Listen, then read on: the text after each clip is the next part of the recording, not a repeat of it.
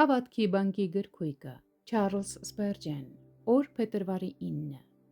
Եվ այն երրորդ մասը պիտի տանեմ կրակի մեջ, և նրանց պիտի զտեմ, ինչպես արծաթն են զտում, և նրանց պիտի փորձեմ, ինչպես փորձում են ոսկին, նա կկանչե իմ անունը, և ես կպատասխանեմ նրան, ես կասեմ, նա իմ ժողովուրդն է, և նա կասե, Տերը իմ Աստվածն է։ Զաքարիա 13:9 Շնորհը մեզ փոխակերպում է թանկագին մետաղի, և ապա որպես անհրաժեշտ հետևանք գալիս են կրակն ու հնոցը։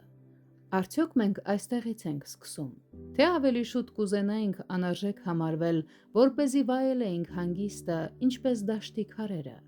Դա կնշանակեր ընտրել ամենավատ մասը, ինչպես Եսավը, վերցնել ապուրը և հրաժարվել ուխտի մեր բաժինից։ Ոչ, Տեր, մենք ուրախությամբ կնետվենք հնոցը, քանց թե վտարվենք քո ներկայությունից։ Կրակը միայն մաքրում է, այն չի ոչնչացնում։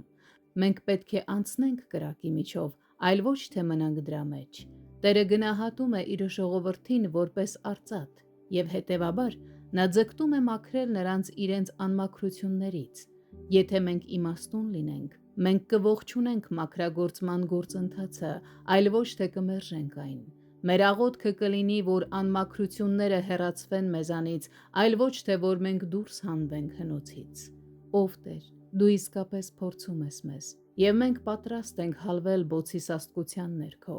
Դա քո ճանապարհն է, իսկ քո ճանապարհը լավագույնն է։ Պահպանիր մեզ փորձության մեջ և ավարտիր մեր մաքրման գործը, քանզի մենք քոնն ենք լինելու, հավիտյանս հավիտենի։